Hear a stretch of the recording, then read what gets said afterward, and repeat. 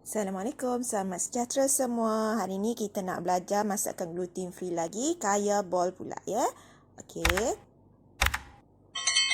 Kita ada bahan-bahan dia memang simple saja macam biasa, 3 jenis tepung. Tepung ubi kayu, tepung ubi kentang dan tepung beras. Okey.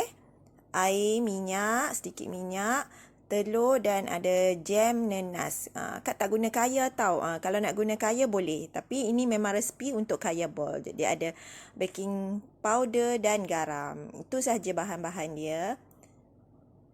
Okey. Kita masukkan ketiga-tiga jenis tepung. Bermaksud sebenarnya kita akan masukkan ke semua bahan kering dahulu ya. Bahan-bahan kering ni kita akan satukan dan sebatikan dahulu. Kemudian baru kita letak bahan-bahan yang basah.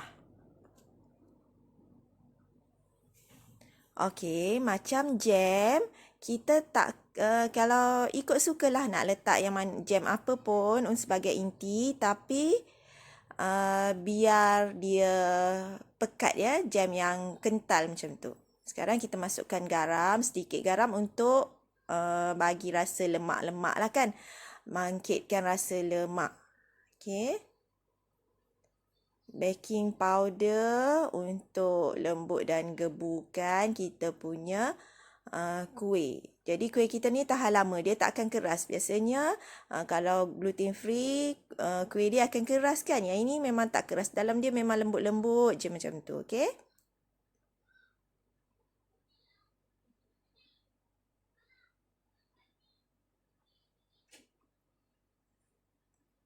Okey, jadi kita boleh sebatikan dahulu sekejap.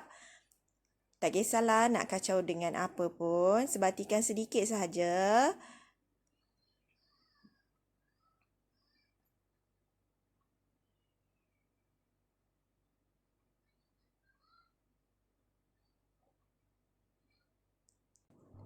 Okey, sebiji telur. Telur yang saiz besar sedikit.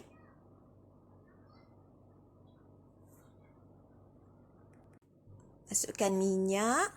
Minyak pun sebagai pelembut. Jadi, ketahanan kuih ni lamalah.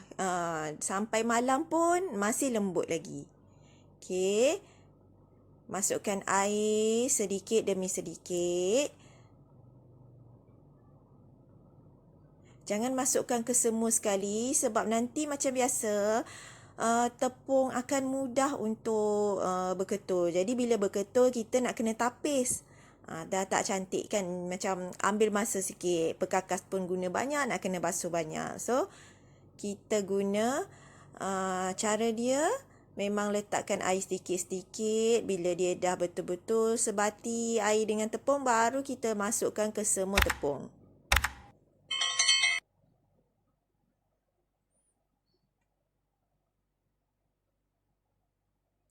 Adunan ni memang agak cair. Betul-betul cair. Cairlah, cair daripada roti jala. Kalau roti jala tak secair ini. Ini memang lagi cair daripada adunan roti jala. Kalau yang dah pernah buat roti jala lah kan. Okey, kita masukkan dalam bekas ni. Kalau tak ada dalam botol ni pun boleh. Kita letak dalam macam guna jug plastik pun boleh juga. Kiranya bekas yang ada muncung lah supaya senang kita masukkan dalam acuan yang kecil-kecil ni kan. Lubang dia kan kecil-kecil saja. Jadi sebelum kita guna minyak sedikit untuk licinkan dan bagi tak melekat lah ya. Okey, bila dah cukup panas, jangan terlalu panas sangat. Kira suam-suam je, kita dah boleh letak dah ya. Letak penuh pun boleh, 3 suku pun boleh. Tak kisah kalau buat ni tak dia tak kisah. Nak melimpah pun tak apa. Nampak macam agak comot tapi nanti dia lebih dalam tu lebih padat kita punya isi kan. Okey, ni kita letakkan inti. Nampak inti kalau jam memang pekat. Okey, mudah untuk kita letakkan dalam adunan supaya tidak meleleh. Kalau inti yang cair, mudah untuk meleleh dan tak cantik lah kita punya ni kan. Kita punya kuih akan jadi macam melekat hitam-hitam kan. Okey, cara dia tolak saja bila dia dah masak dia punya bahagian bawah dia akan mudah untuk kita tolak lah kan, untuk kita uh, tolakkan dia jadi separuh. Okey, sebab kita akan buat sikit. Kita akan masukkan adunan ni sedikit demi sedikit. Buat ni kena macam cepat. Okey, cepat, pantas, tangkas. Kita letakkan sedikit lagi. Okey, kadang-kadang adunan ni, kadang-kadang kita punya kuih dia agak dia licin. Okey, bila dia licin kita guna lidi ni untuk tolak, bagi dia ada ruang supaya kita boleh letak lagi sedikit adunan. Lagi banyak kali kita letakkan adunan ni, lagi bulat kita punya kuih. Okey?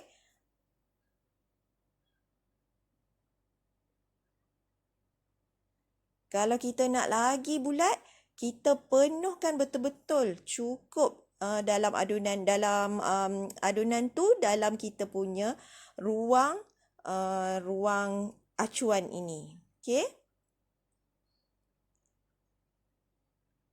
Kita boleh masukkan banyak kali. Berapa kali pun terpulang pada kita. Lagi banyak kali, lagi gemuk, lagi bulat kita punya kuih.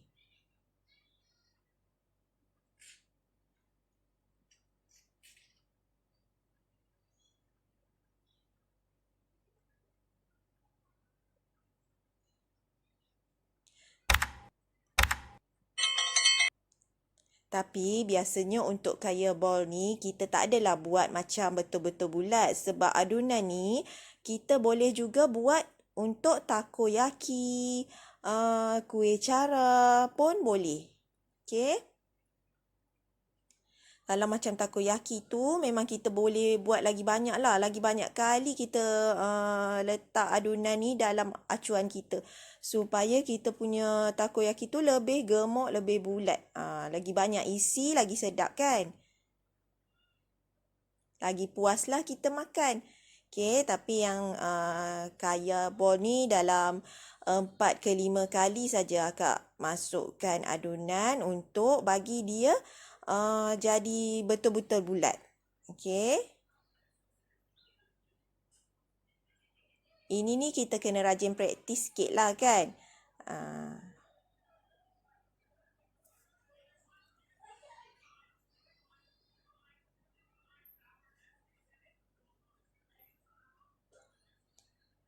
Bila ruang kosong tu yang kita dah picitkan adunan tu dah agak kecil, masa yang terakhir sekali tu kita selepas kita picit adunan, kita terus terbalikkan supaya kita golek-golekkan supaya dia akan jadi betul-betul bulat semuanya.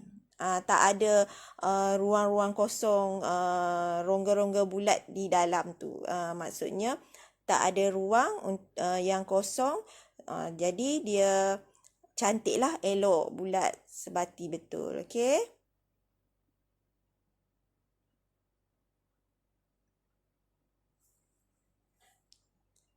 Untuk akak suka dia masak betul-betul nampak gelap-gelap sikit lah, brown. Nak kata light brown sangat pun tak kan? Macam tu. Tapi ada orang yang suka colour dia light brown saja, macam biasa je kan? Okey? Bila dia kat luar tu macam gelap-gelap sikit warna dia, dia akan lebih, dia akan rangup sikit lah dekat luar tu. Dekat dalam tu memang betul-betul lembut. Sebab kita dah letak baking powder, letak minyak, letak telur kan. Okey. Siap kita punya kaya ball. Tapi yang ini sebenarnya jam, macam jam ball lah kan. Sebab akak letak jam, akak tak letak kaya sebab tak sempat nak buat kaya. Kaya kalau buat pun kena buat yang pekat untuk masukkan. Okey. Bila pekat, kuih kita akan jadi lebih mudah untuk kita masukkan inti. Sekarang ni dah bulat-bulat, dah cantik, elok. Kita punya kuih dah masak kan? Tengok.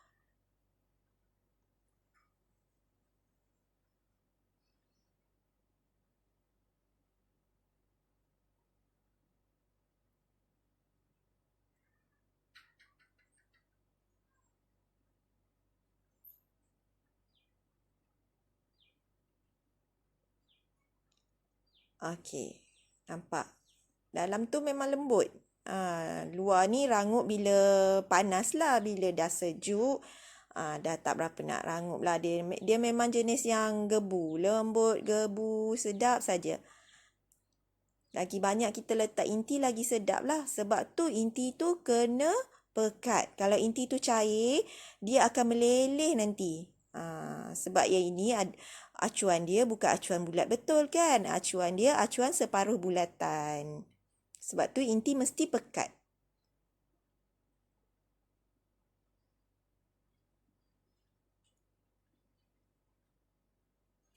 Okey. Semua terima kasih kerana sudi menonton. Selamat mencuba untuk semua.